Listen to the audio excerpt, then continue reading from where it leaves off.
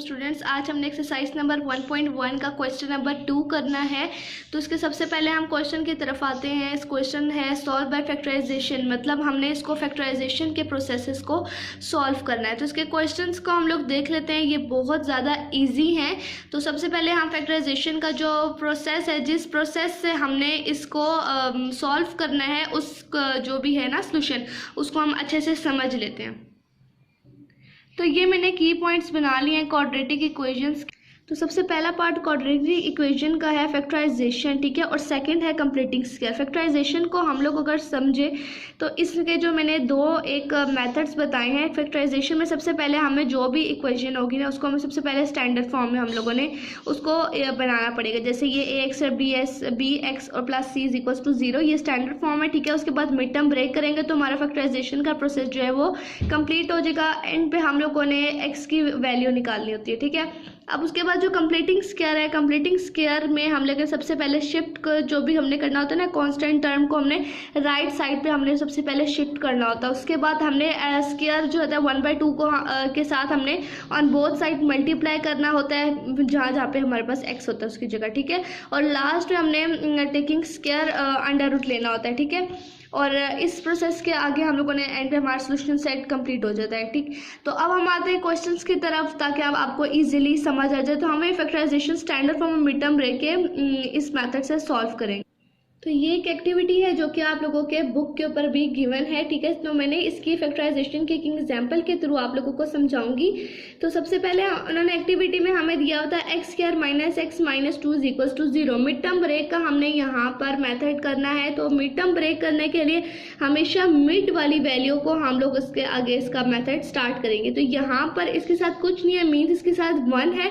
तो 1 है, तो 1 का अगर हम मिड टर्म ब्रेक करेंगे और साइड पे यहाँ पे हमारे पास 2 है, तो मैंने यहाँ पर एक 1 - 2 कर लिया है, जिसकी वजह से 1 - 2 हमारे पास 1, मतलब दोबारा यही चीज़ आती है। हमने ऐसा मेथड करना है जिससे दो चीज़ों को हम लोग अगर माइनस या प्लस करें तो हमारे पास यही वाली चीज़ जो है वो दोबारा वापस आ जाए। तो मैंने 2 - 1 ले लिया, तो मेरे पास दोबारा -1 ही आता है।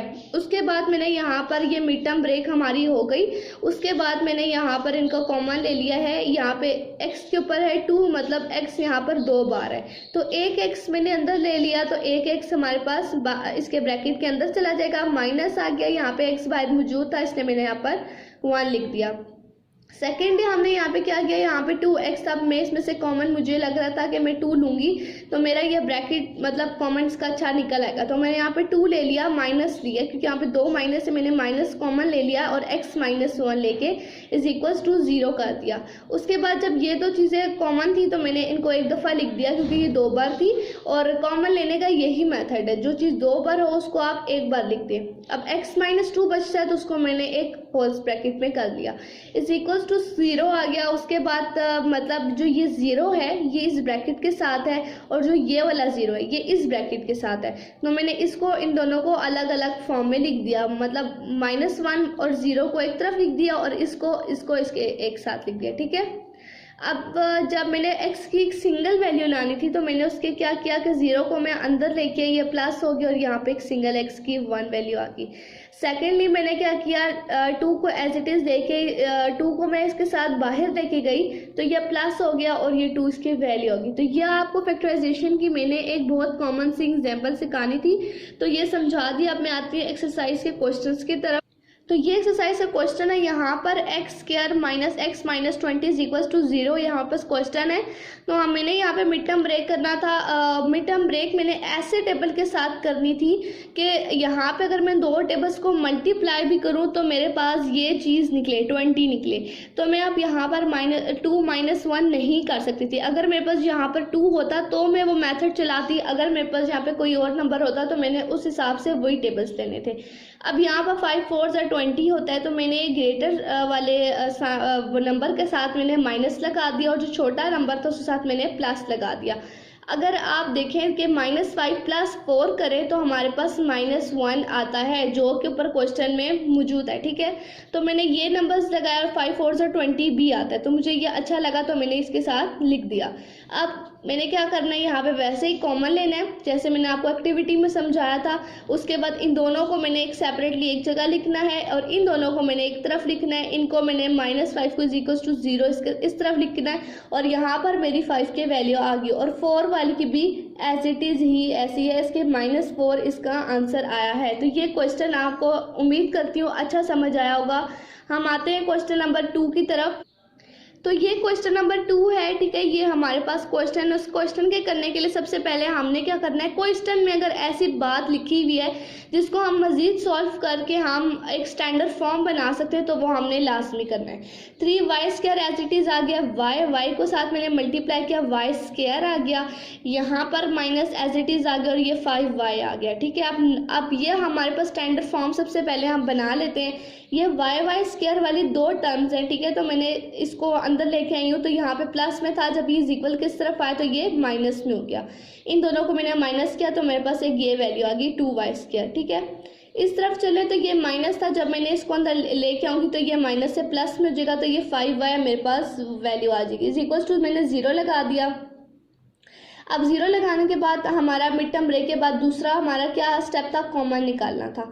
जब हमने कॉमन निकालना था तो हमने देखा अगर हम 2 को निकालते तो भी ये नहीं सही था, अगर मैं 5 को निकालती तो भी सही नहीं था। इसमें y जो है वो ज़्यादा कॉमन है, तो मैंने y निकाल लिया है और 2y + 5 इसका अंदर का कॉमन बचता है। y को मैंने इक्वल किया 0 के और इस वाली टर्म को भी इक्वल कर दिया 0 के। जब मैंने 0 के इक्वल किया तो जो 5 था इसको मैंने मतलब बाहर लेके गई हूँ, उसके साथ -5 लगा, तो यहाँ पे ये -5 वैल्यू आ गई। y मैंने इस तरफ निकाल लिया और जो 2 था ये इसके नीचे चला गया। तो ये एक मेरे पास आंसर y की वैल्यू निकल आई है और एक मेरे पास y की वैल्यू 0 निकल आई है। सोल्यूशन सेट मेरा एक 0 बना है जो कि ये था और एक ये बन गया, ये मतलब एक -5/2 एक सोल्यूशन सेट मेरे पास ये तैयार हो गया। अब नेक्स्ट क्वेश्चन की तरफ आते हैं। अगला क्वेश्चन हमारे पास ये है कि हमने सबसे पहले, जैसे मैंने सारे क्वेश्चंस में आपको बताया, सबसे पहले हमने स्टैंडर्ड फॉर्म की तरफ लेके आना है। जब स्टैंडर्ड फॉर्म की तरफ बनाएंगे तो हमारे पास स्टैंडर्ड फॉर्म क्या थी, ax² + bx + c = 0। तो हमारे पास ax² वाली वैल्यू भी मौजूद थी और bx वाली 11x आ गया। c जो कांस्टेंट वैल्यू लेनी थी वो हमारे पास नहीं थी, तो मैंने यहाँ इसको अंदर लेके गई हूँ। तो ये प्लस था, ये माइनस था, ये माइनस में आ गया। उसके बाद मैंने अब इसके मिड टर्म ब्रेक कर रहे थे। मिड टर्म ब्रेक करने के लिए मैंने बहुत सारे टेबल्स लगाए। मुझे एक 19 मल्टीप्लाई अगर करूँ मैं 8 के साथ तो 152 आता है, मतलब ये टेबल भी आ रहा था। और अगर मैं इसको प्लस माइनस 19 में से 8 माइनस करें तो हमारे पास -11 भी आ जाता है। तो मैंने ये लगा लिया। उसके बाद मैंने इनका कॉमन निकाल लिया। कॉमन बहुत आसान है, कॉमन मैंने निकाल लिया और उसके बाद x + 8 को एक तरफ लिखा और ये दो जो कॉमन थे इनको एक तरफ लिखा। इसके बाद मैंने आगे 0 लगाया और इसका इस तरह x की वैसे ही जैसे हमने प्रीवियस क्वेश्चन में की है वैसे ही हमने इसकी आंसर मतलब इजीली निकाल लिया। क्वेश्चन नंबर 5 की तरफ आते हैं। तो ये वाला जो क्वेश्चन है ये 1.1 के एक सवाल जैसे बिल्कुल। इसमें हमने सबसे पहले क्रॉस मल्टीप्लिकेशन करनी है। इसको इसके साथ मल्टीप्लाई किया और इसको इसके साथ जब हम मल्टीप्लाई किया मैंने ऊपर स्क्वायर लिख दिया और इन दोनों को किया तो भी स्क्वायर लिख दिया। इन दोनों को मल्टीप्लाई भी करना है और ये एज इट इज़ रहेगा, ठीक है। इसके बाद मैंने क्या किया, ये a + b का होल स्क्वायर वाली आइडेंटिटी बन की मैंने वो खोल दिया, मतलब a² + 2ab + b² वो वाली मैंने खोल दी और ये x² मेरे पास एज इट इज़ आ गया। नीचे x को मैंने मल्टीप्लाई किया और उसको भी मैंने इसके साथ मल्टीप्लाई किया।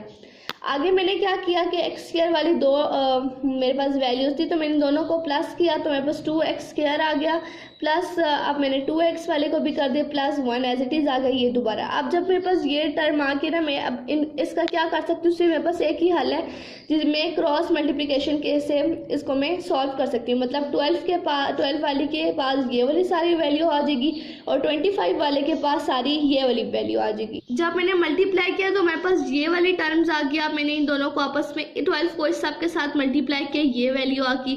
25 को इन सब के साथ किया तो ये इस तरह वैल्यूज आ गई। उसके बाद मैंने x वाली को अरेंज किया।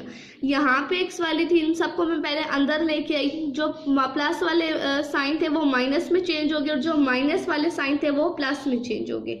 24 को मैंने 25 के साथ माइनस किया, 24 को आगे फिर मैंने x वाले टर्म के साथ 25 के साथ माइनस किया और +12 मेरे पास सिंगल बचता तो इसलिए मैंने इसको 7 लिख दिया। यहाँ पे स्टैंडर्ड फॉर्म हमारी बन रही है आगे, ठीक है। 24 को मैंने माइनस किया, 25 के साथ माइनस x किया और आगे आगे minus x plus 12 is equal to 0। Minus मैंने कॉमन ले लिया, x स्क्वायर प्लस मैंने माइनस माइनस प्लस करके ये वाली चीज़ जो है माइनस माइनस प्लस करके यहाँ पे आ गया और बाकी मेरे पास प्लस माइनस माइनस किया तो 12 आ गया। उसके बाद मैंने इसका मिड टर्म ब्रेक कर दी और मिड टर्म ब्रेक करने के बाद मैंने इसका यहाँ पर कॉमन निकाला। कॉमन निकालने के बाद मैंने वैसे ही जैसे मैंने जितने भी सवाल में समझाया वैसे इसके मैंने कॉमन निकाल के इसको 0 के साथ लिख के इसके x की एक सोल्यूशन सेट जो है वो उसका मैंने बना दिया। क्वेश्चन नंबर 6 की तरफ आओ तो ये मेरे पास एक क्वेश्चन आता है, ठीक है। ये भी बिल्कुल सिंपल वैसे ही है मगर इसको हमने एक दूसरी तरफ से करना है, मतलब हमने इन दोनों को आपस में जो है वो हमने मल्टीप्लाई करना है, ठीक है। क्रॉस मल्टीप्लिकेशन करना है। उसके बाद हमने इसका आगे का प्रोसेस ये करना है कि हमने इसके साथ 1 था मल्टीप्लाई किया, हमारे पास सिंगल वैल्यू आ गई। उसके बाद मैंने इसको इसके साथ किया, साइन हमारे पास माइनस ही रहेगा। इन दोनों को मैंने एलसीएम लिया तो मैंने इनकी टर्म ऐसे ही आ गई। उसके बाद जब मैंने इस होल ब्रैकेट खोला तो यहाँ पे प्लस था और यहाँ पे माइनस था, ये दोनों आपस में कट। उसके बाद मैंने यहाँ पे खोला, उसके बाद मैंने इनको माइनस कर दिया, -4 +3 यहाँ पे -1 आ गया, ठीक है। उसके बाद मैंने इन सबको आपस में मल्टीप्लाई किया, मतलब x को इसके साथ और -4 को इसके साथ। ये वैल्यू आ गई मेरे पास, माइनस माइनस प्लस हो जाता है। 4 को 3 के साथ करूँगी तो 7 आ जाएगा, +12 एज इट इज़ आ गया, ठीक है। आगे इनको दोबारा हमने वैसे ही क्रॉस मल्टीप्लाई कर दिया।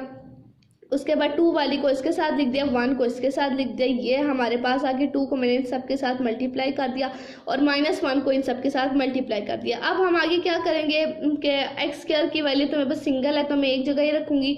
जो -14x वाली है उसको मैं -x इधर लेके आऊँगी और 24 जो है वो एज इट इज़ रहेगा, -9 बाहर से अंदर आएगा। यहाँ पर मैंने वैसे ही किया, माइनस किया, इसके मिड टर्म ब्रेक किए 10 और 3 के साथ। उसके बाद कॉमन निकाला और x की मैंने 2 वैल्यूज़ निकाल के इसका सोल्यूशन सेट कंप्लीट कर लिया।